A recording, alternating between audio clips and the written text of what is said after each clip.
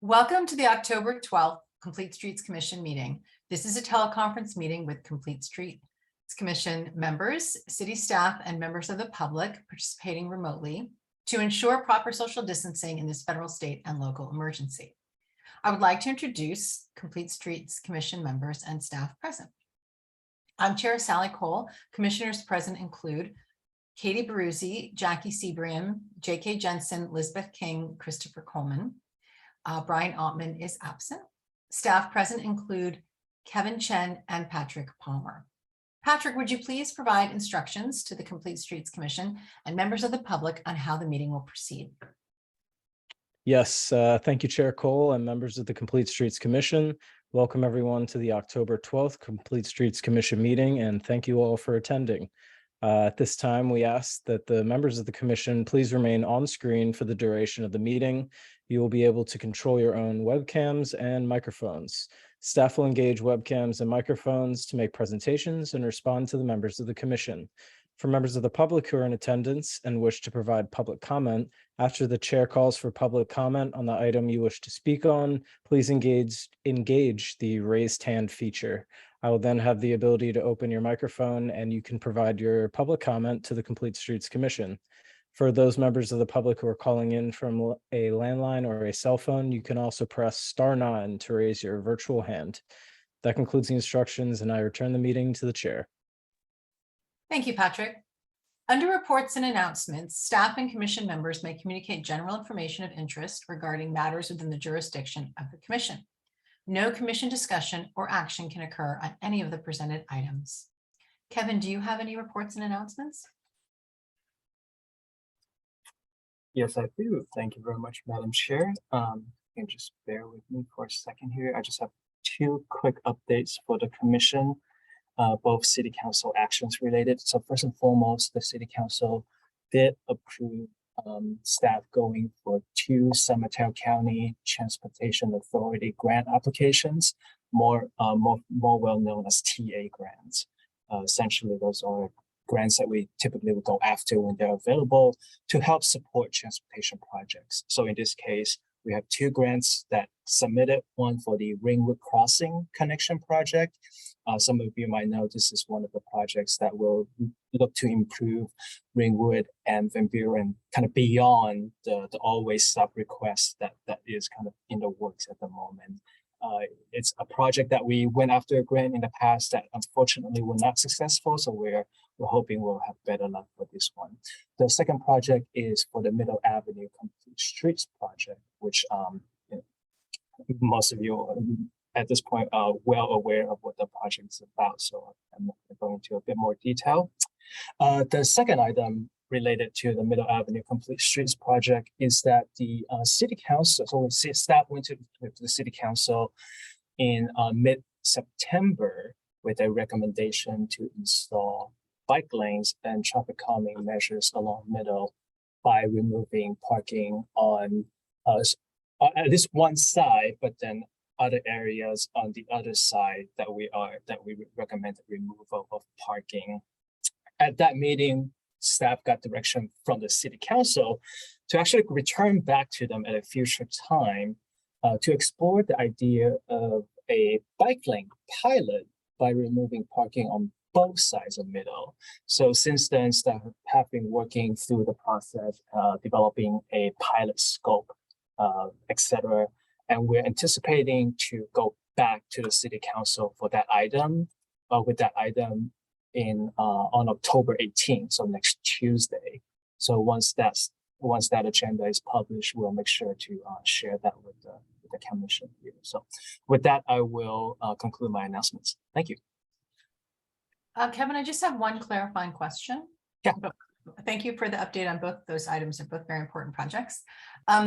With the October 18th City Council meeting, is the staff going back to the City Council with a pilot design or a resolution reflecting the conversation from the other council meeting where this was discussed? Yeah, that's a great question. So first and foremost, it will be for the approval of the pilot itself. Design-wise, not quite kind of what we consider to be the full design, but in previous staff reports, we had mentioned that there are certain dimensions that we have been able to kind of set as the minimum with either parking removal on one side or both sides. So those numbers have been established in previous staff report as well, but not the actual full design. That will be much later on once we get the approval. Thank you.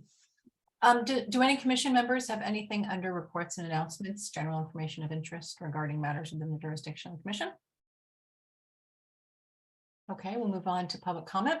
Under public comment, the public may address the Complete Streets Commission on any subject not listed on the agenda. Each speaker may address the commission once under public comment for a limit of 3 minutes. Please clearly state your name and address or political jurisdiction in which you live. The commission cannot act on items not listed on the agenda, and therefore the commission cannot respond to non-agenda issues brought up under public comment other than to provide general information. Patrick, do we have any public comment? Yes, thank you, Chair. It does look like we have one public comment from Daniel Francisco. Before I let you go, if anyone else has joined us and you have a public comment, just raise your virtual hand or press *9 if you're calling in.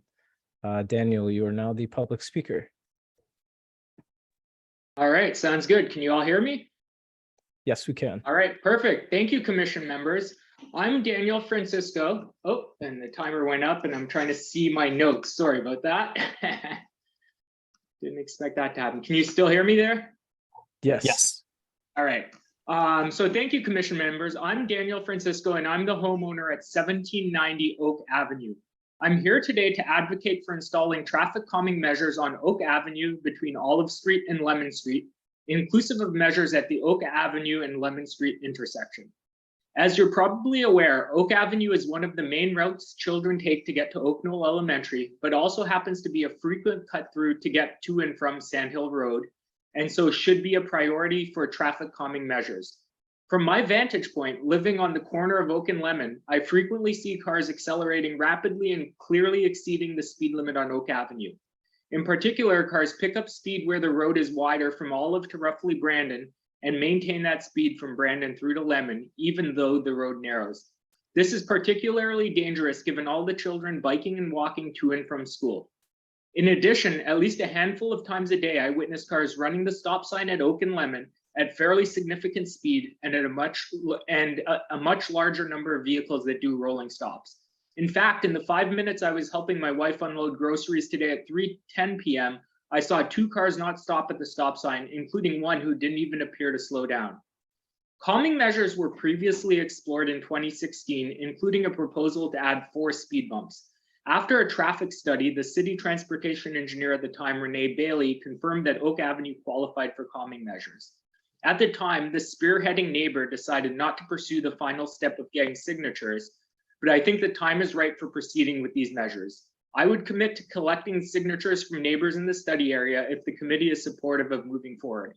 Oak Avenue is already used as a cut through to get from El Camino to Sandhill, and with the major development at Middle and El Camino coming online, and the upcoming calming measures on Middle, I think the situation will only get worse, and so we should get ahead of it. In addition to the prior proposal, which added 4 speed bumps, I'd also propose adding a raised crosswalk at Oak and Lemon, given the number of cars that don't stop at the intersection. I'd love general guidance either during the meeting or offline on how we can proceed with this proposal. Thank you for your consideration and the hard work you do to keep Menlo Park streets safe. Thank you, Daniel. I have a clarifying question, which is currently at that intersection, is it a 3-way stop? Yeah, thank you, Madam Chair. I'm actually looking at the area right now, so you can give me a second. Yes, it looks like it is a 3-way stop. It's a T intersection 3-way stop. Okay. Thank you. Yep. Patrick, do we have any other public comment? It does not look like we do. All right, then. Move on to regular business. Under regular business, the commission considers recommendations from city staff on policy matters or administrative actions that require commission approval. The first item is E1, accept the Complete Streets Commission meeting, minutes for the September 14th meeting. Any clarification from the commission before I take public comment on the minutes? I had one thing. I don't have them in front of me, Kevin, but in the minutes where it was listing the different people commenting on O'Keefe. Yeah. Parking removal, the very first public comment, Okay. the sentence ended with "do." It was like, this resident's opinion is to do this and this do, and it cut off, like the sentence cuts off. There's like a word missing or something. Did you see that? Yeah, I see that now. Yeah, the do should have been removed. Thank you for catching that. Okay, that was the only thing I had as a change on the minutes. Did anyone have anything else on the minutes that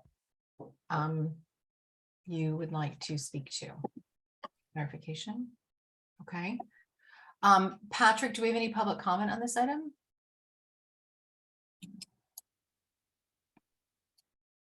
We do not have a public comment at this time.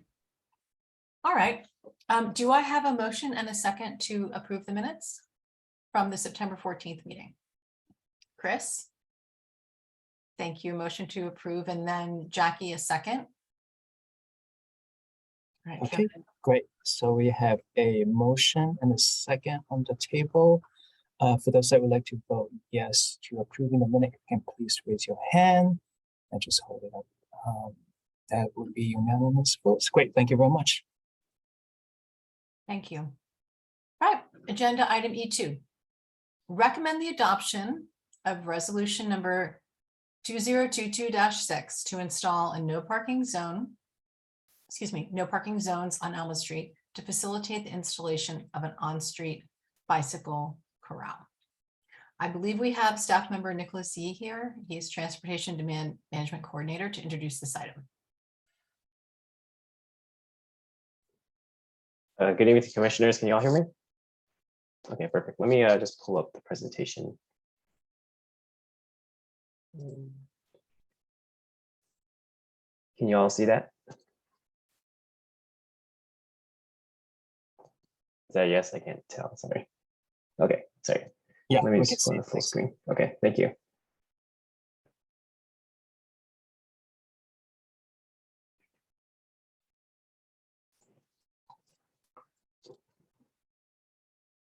Okay, so good evening, commissioners. My name is Nicholas Yee. I'm the Associate Transportation Planner for the City of Menlo Park. I actually just changed titles recently, so that's why it's different now. So basically same job as I had before, but just different title. So tonight I'm coming to the commission with a proposal to install red curb and remove parking on Alma Street. So basically this is to facilitate the installation of an on-street bicycle corral near the Caltrain station. So as a little bit of background, the Caltrain station is a hub for transit services. So we have Caltrain stopping in Menlo Park 2 times an hour. There's also other trains that pass through in general. So the express through Menlo Park. Samtrans wise, we have the ECR bus on El Camino Real. We have the 296 stopping at the Caltrain station and various school tripper routes. And our city run shuttles, we have the Crosstown Community Shuttle that serves the Caltrain station, along with our Marsh and Willow Shuttle, which service the business parks from the Caltrain station. So bicycling is a great alternative to get to transit. It's a great alternative to transit to get to Caltrain, or a great alternative to driving to get to Caltrain. Additionally, you can also use bicycling to get to the transit options at the station. So as a little background about the bicycle parking facilities at the station, there's currently 81 secure spots in either lockers or sheds, and 18 spots on various racks, which I'll go through in the next slide on a map. And recently, we actually had Caltrain install some bike link e-lockers on the Oak Grove side of the Caltrain station. These are essentially the secure lockers that use the clip a card as a key to open the lockers. So kind of going through the bicycle parking facilities here at the Caltrain station, I'll start in the lower right corner at the West Bay Railroad Model Railroad Association near Ravenswood. So essentially at that building, we have both secure bicycle parking and a couple racks. And moving in a clockwise fashion, there's a bike parking shed at the Samtrans stop right there, marked by the green marker. And then working our way up north of sorts. So there's a bicycle rack by the historic station house. And then on Oak Grove, there's a bike parking I just mentioned before that is a secure shed that Caltrain recently installed. And then on Alma Street, there's a bike rack kind of, I guess, midway down the platform, closer to the 7-Eleven side. And then the area in question that we're talking about tonight is that little section marked in red, because as you can see, in the whole grand scheme of the Caltrain station, there's no bicycle parking in that area of the train station closer to the northbound platform. So basically, we're here tonight because there's limited bike parking along the northbound platform along Alma Street. So this is essentially the southern entrance to the northbound platform. You can see that there's actually kind of an inherent demand there because people have been locking their bikes up on the staircase that lead to the platform. But the problem is that they're locking their bikes to these handrails, which essentially are blocking the sidewalks for both pedestrians and wheelchairs. So essentially the request for the red curb and parking removal is 2 angled spots on Alma Street. So they're marked on the map there. It's kind of hard to tell where it is, but basically for point of reference, it's kind of close to that staircase to the northbound platform, kind of by a tree planter. Essentially what we would do is install an on-street bicycle corral in these 2 spots. And these 2 spots would essentially have 8 racks that would accommodate 16 bicycles without obstructing sidewalk access. So essentially it's a net gain of 16 bicycle spots to the current 99 at the Caltrain station. And this is especially crucial because it's an area that's lacking adequate spots right now.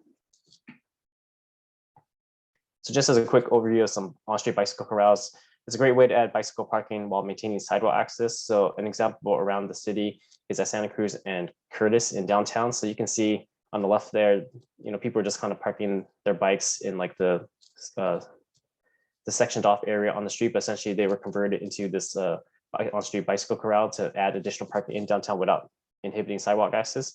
And the picture on the right kind of shows you a sense of how the angled racks are placed in the parking spot to kind of accommodate all the bicycles. So essentially the recommendation tonight is to adopt a resolution to install red curb and removal of 2 on-street angled parking spaces on Alma Street in order to facilitate the installation of an on-street bicycle corral. And that's the end of the presentation. Are there any questions? Yes, any clarifying questions from the commission before I take public comment? This wouldn't be feedback as much as clarifying questions. Okay, no. Patrick, do we have any public comment on these items? Just for anyone who may have joined us recently, if you do have a public comment, just raise that virtual hand, or you can press *9 if you're calling in.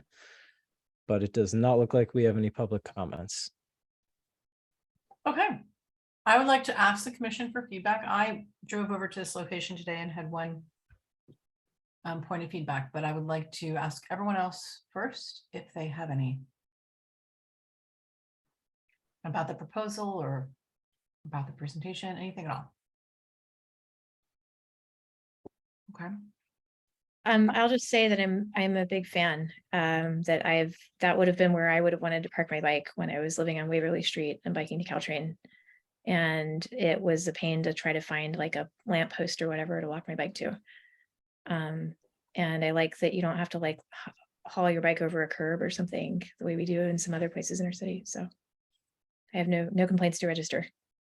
Thank you, Commissioner Abruzzi. Oh, I'm sorry, there are a few there. Commissioner Sebrian. So I was pretty much going to say what Katie said, except for I didn't used to ride my bike there and wish I had parking. I only just ride it to Oak Knoll. But I fully support the thing, and I like the presentation was great and clear. And my one question is kind of goofy, but red paint is just red paint, I assume. And if someday the Caltrain facility is redesigned such that it has all kinds of cool bike facilities and we don't need that, I assume it could revert back to white paint again without any particular hassle, if that were a thing. Yeah, I assume theoretically it's easy to just revert. We just have to repaint and then just uninstall the racks and just fill in the asphalt holes. Okay, but I'm pretty much like, I'm in favor of all things bike.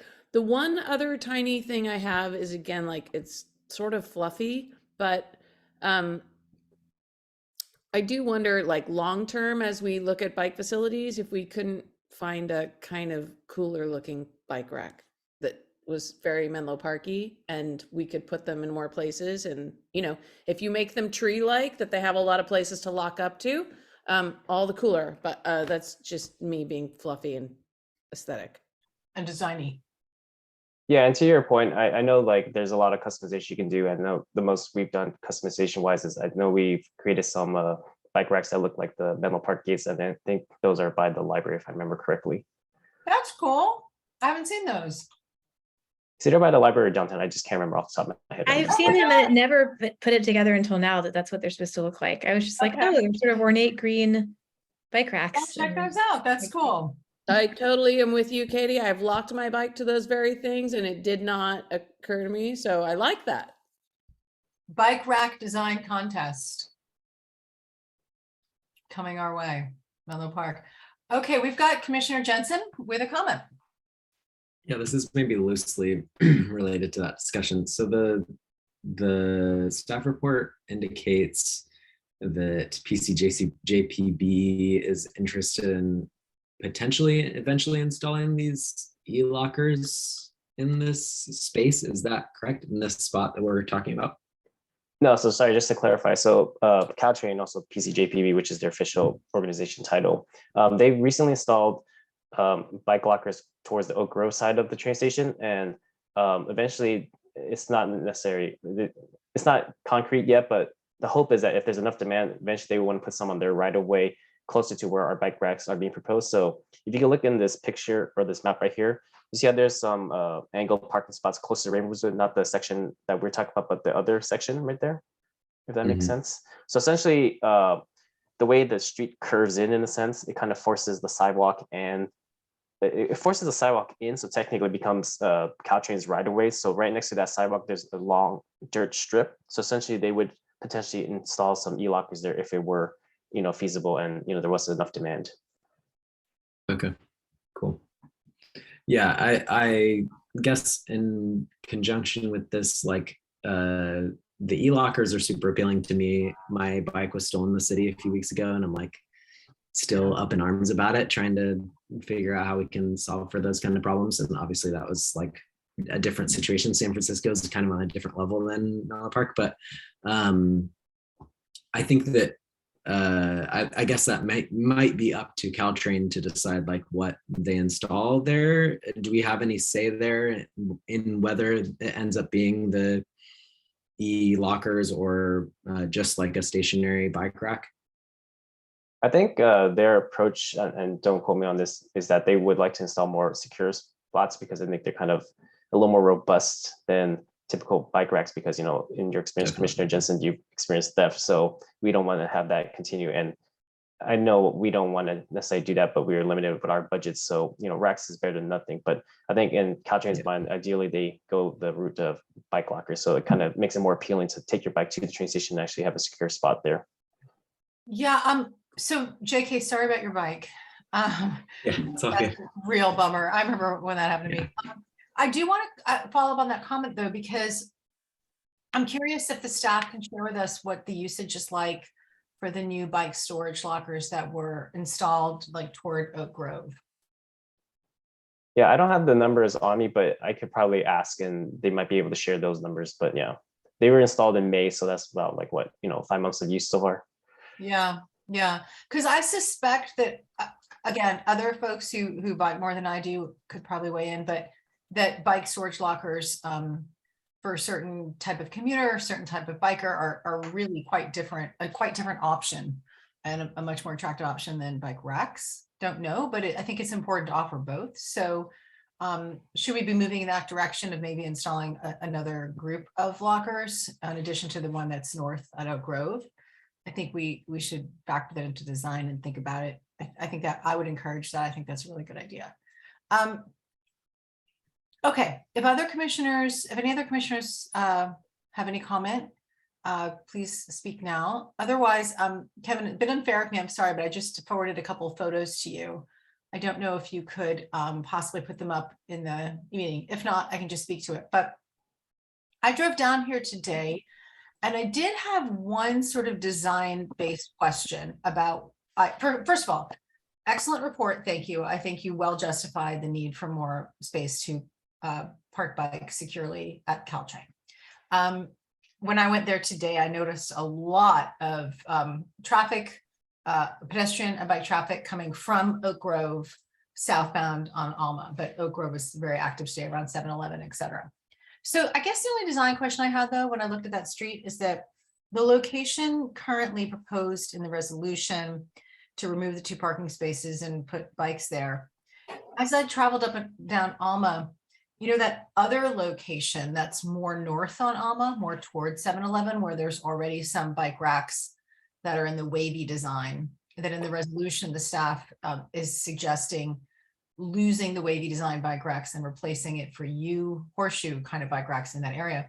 It seemed like a piece of real estate that we might not have really taken advantage of in terms of how many bikes we could store in that area. So if I could describe it visually, actually, if you can, Kevin, if you can't throw up the photos, I totally understand. I could just talk to the map that was shown earlier, but I don't know if it's possible to show the photos that I took. Yeah, I'm actually having a difficult time. I got the full email with the attachments, but the extension of a .heic. It won't open that. Yeah, All it's right, not okay. opening up. But Okay, that's maybe too you can bad. describe. I try to see if I can find a different way of opening them as photos. Let me think about, maybe I could open it on my, okay, if everyone can be patient for 1 second, I'm going to see if I can quickly open it in the email that I sent Kevin. I think I can. Yes. Okay, so can I display my Safari? Can I display Safari right now in the meeting? I think so. Let me see. Do you see a share screen option on Yes. on the bottom? I yeah. do. So I think go ahead. Yeah. Hold on 1 second. It'll take me 1 second, but if I can't do it, I can't do it. 1 second. Sorry, hold on 1 second. Give me a moment, folks. I don't think it's quite up for this. Let's try. I have one more thing to try, and then if I can't do it, I can't do it. Sorry. Oh, yeah, I can do it. Okay. Okay, here we go. Okay, can everyone see that picture? Photo? My screen? Yeah, okay. Yeah, yes, we can. Okay, thank you. So again, I'm not a designer by any stretch. I just wanted to share this with staff. So what you're seeing is Alma Street, and going right up Alma Street is northbound, and there are the train tracks to the left. So this is north of the proposed removal at the 2 parking spaces. But what I noticed here is that, so this is a kind of a bit of a, how would you describe that? Not a bulb out, but you know what I mean? This is a bit of a section of the curb that extends outward, right, at this part of bordering the train tracks. And you already have some bike racks there. You've got a weird garbage can, which isn't really needed because there's another garbage can sort of a little bit, you can't see it, but near this white car on the left. And then you've got some concrete, and you've got these 2 like dirt areas. So I took a look at this and I thought, again, from a design perspective, should we consider just expanding the amount of bikes and bike racks we install in this extended curb area?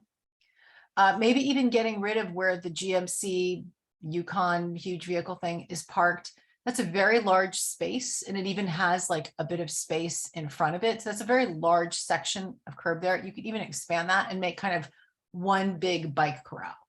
And again, bikers can talk to this, but in my mind, I was like, would it be better to, take more advantage of the space offered in this extended curb and maybe make one big centralized bike area? And could we fit more bikes and do more of that and just make it more simple and focused from a design perspective to all the bikes in the same place rather than where they're proposed? Commissioner Seabrid. Whoops. It's me. I think I wanted to say something. I had an instinctive reaction to this, and I was trying to remember what it was that was jogging my memory of.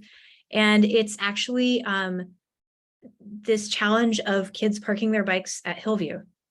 And my experience of watching my son try to park his bike while all the other people were parking their bikes because there was a bell that was going to ring and they were all trying to fill into the same space at the same time was that it's better to have distributed parking options. And trains are not dissimilar. The commuter trains, they especially, right, they leave at a certain time. You're going to have more people pulling up at the same time. And so I think that it's fine to have more there, but I like the idea of being able to park where there aren't not like compete for space in there. Like, I don't even know how to describe it, but you live on Santa Cruz. If you were to go look at how the kids are trying to lock their bikes with all the bike racks kind of on top of each other, I think you might see what I mean. Yeah, no, I know the Hillview. My son went to Hillview, so I Yeah. know what area you're But talking about. but you're getting the vision, right? No, I know what you mean. Yeah, Yeah. sure, I do. And I feel that way kind of a little bit about bike lockers too. Like, I think there's two different modalities of like, of how people approach, parking and yeah, anyway, Okay, I like to have options. Commissioner Sebrin, did you have a comment? No, I mean, okay. So I raised my hand because as I look at that, there was a part of me that thought that if you were taking away 2 spaces, that you got a lot of real estate for those 2 parallel spaces, but I don't know where that is in comparison to where the fence is that they're already locking them up. And sometimes where they're already locking them up is where they're going to continue locking them up, even if the bike racks are 5 feet away. So like, That's a good point. But that's the pattern. putting the bike racks where the people are locking them, but also I do eye those 2 parallel spaces and the big buffer between as a really nice extended like bike. If you're going to take 2 spaces, that seems to be more like bike size real estate. Yeah. But maybe actually it's not wide enough because the width of cars and the length of bikes is not like, yeah, anyway. So that's why I almost didn't comment. Well, I think, no, it's really useful to hear your comments because it's interesting to hear from bikers like how space is used. And I agree with you. It makes a lot of sense to me that if that's where they're locking their bike, then maybe they're coming from the other side. Maybe they're coming from is that Ravenswood? The Ravenswood side. Ravenswood, Ringwood. Wait, that's Ringwood, right? They're coming from the south side. That's where they're going to lock their bike and run up that stair rather than go all the way up to the 7-Eleven side. That kind of, if that's the usage pattern, I can see why you'd want to have 2 separate areas. However, having taken a close, good hard look at it today, I would encourage staff, I mean, just from a personal perspective, to take a look at that space that's more towards 7-Eleven that I photographed and showed the photograph a moment ago, because it does seem like there's more room for more bikes there, more bike racks, given there's like 2 big dirt patches or whatnot. And I did think, a parallel space there is somewhat less useful to us or to drivers than the series of vertical parking slanted spaces. So depending on how bike demand evolves, I think there's an opportunity to renovate and expand the space that I featured earlier. Does that make sense? Kevin, does that make sense? Yeah, I think so. And I don't know if Nick, we can certainly take that as a consideration for future projects. I know that, as Nick mentioned, there is some consideration from Caltrain to add some additional e-lockers as a result of depending on the usage of the current e-lockers. So certainly welcome the commissioners to spread the word that we have the e-lockers so we can get some high usage out of it. But I certainly see where you're going with that. And if the demand is there, I think that is certainly something that we can consider for future as well, but definitely.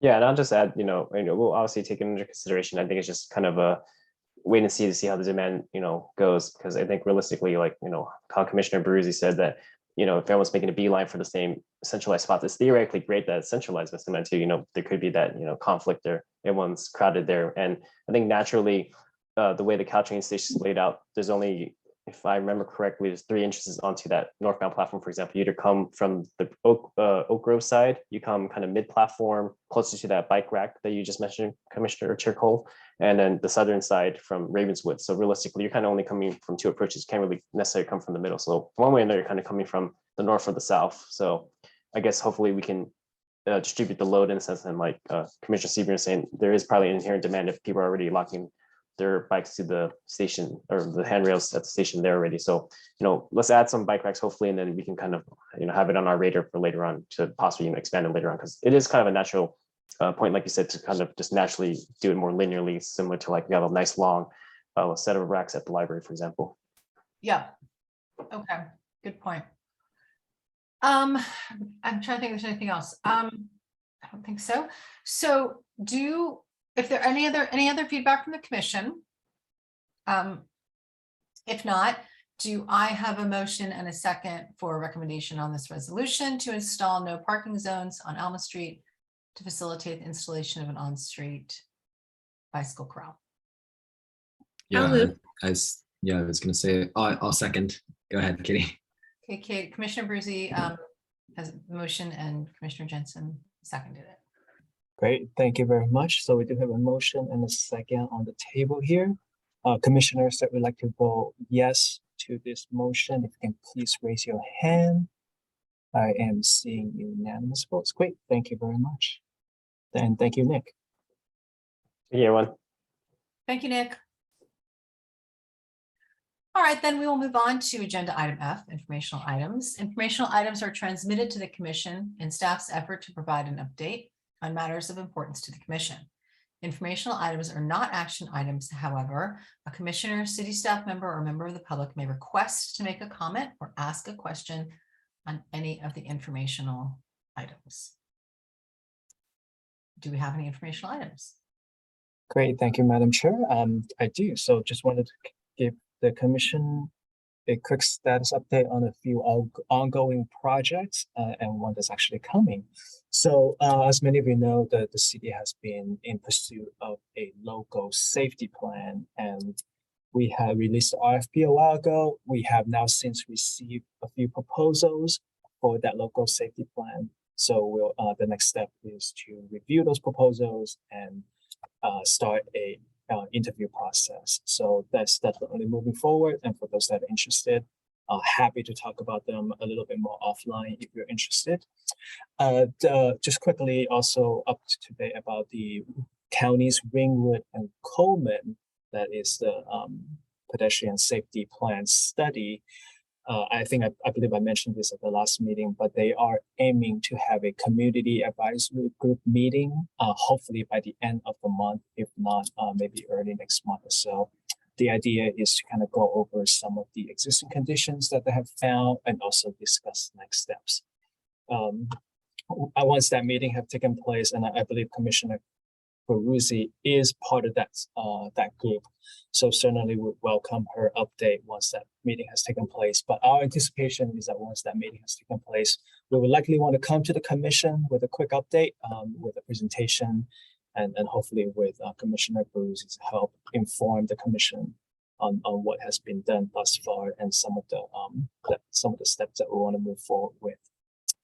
The quiet zone study, as many of you know, might be interested. And we are wrapping up the existing condition analysis, and we are moving toward the next step, which is to start evaluating options. So for those of you that might be interested, these are essentially options that would allow the city to explore a quiet zone for the crossings for the 4 crossings that we currently have.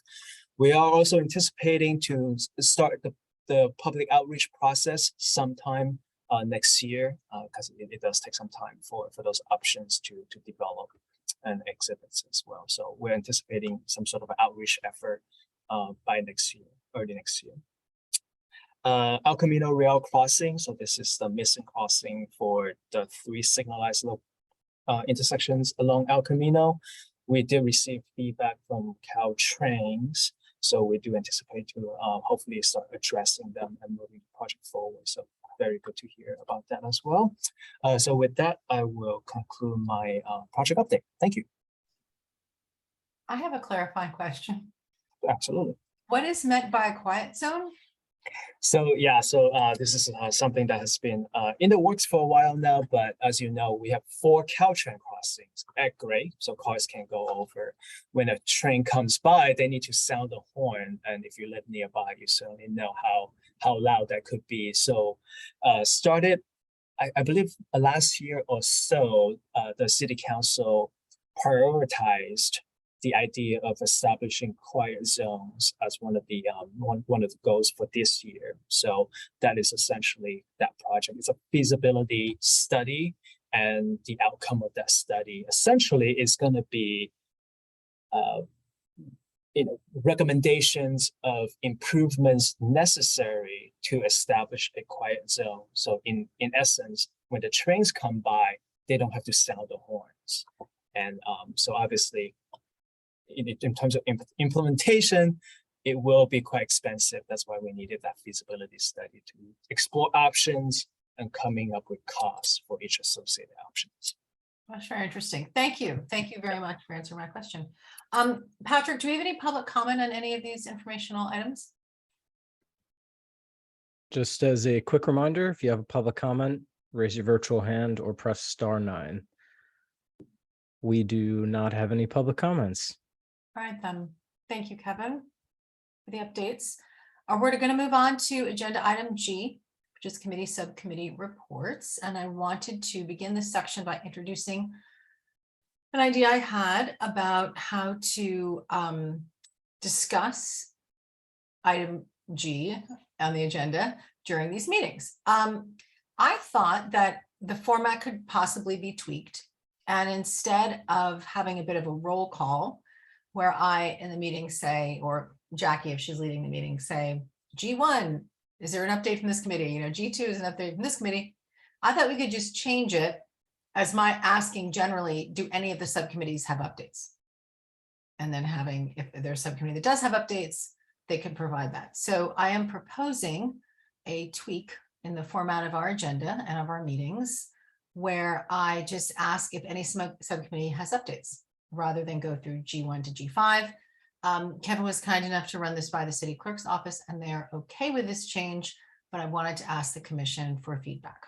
Do any commissioners have any feedback around this change? I think it sounds great. I think everyone's interested in optimizing our time spent. So thanks. Great. Okay. Oh, wait, I've got Commissioner Sebrian. I would absolutely agree with it. I like not necessarily going through the roll call of things, although it is nice to sort of remind people that there are these subcommittee things we work on, but every week we don't need a reminder about whether like that time it did. So yeah, that's an excellent point. And to respond to that, I think Kevin is going to talk a bit about, thanks for the segue, Commissioner Sebrian. Kevin is going to talk a little bit about the process we're currently going through with subcommittees. Yeah, thank you, Madam Chair. So yeah, great segue by Commissioner Sebrian here. So as I mentioned, I think briefly at the last meeting, a staff and with the help of the chair, we are trying to set up offline meetings with each of the subcommittees, trying to essentially get a better understanding and making sure that everyone's on the same page in terms of roles and priorities. We have had a chance to meet with the Safe Route to School subcommittee already, and I think generally for those commissioners that attended, I think it was a really good conversation about the topic specifically. So I'm hopeful that as I set up future meetings with the rest of the subcommittees, that there will be similar fruitful conversations. So just wanted to give you a heads up that subcommittee members will be getting an email from myself to set up those meetings. And of course, the chair will be participating as well for those subcommittees that we don't have a quorum. Unfortunately, with maximum numbers, we do have to be cognizant about that. So, but yeah, definitely looking forward to those conversations as well. And the idea is that hopefully we can have those conversations by before the November meeting, and we can utilize the November, our very first in-person meeting in a while, or couple years, to have a good conversation about the subcommittees and how to move those subcommittees forward. So, yep, that would be my my remarks. Thank you. Any comments on that? From our good thumbs up. We got a two thumbs up. Right on. Okay, cool. Thank you everyone for your time. And I am looking forward. was part of the Safe Routes to School subcommittee. I thought Kevin did a great job explaining to the subcommittee members, you know, what the priorities should be for the year. And so we'll go through that with every subcommittee and hopefully people feel focused. Well, this may be a record, but I guess I'm moving to adjourn the meeting at 7:18 p.m. Any comments or before we close? All right, I'm officially adjourning the meeting. Thank you everyone for your time, contribution, service. We'll see you in November. Good night. Thanks. That is like 18 minutes after our meeting would have started last month. Yeah, there you go. Right? Like, wow. Woohoo! Thank you. That was Good night, awesome. everyone. Thanks, everyone.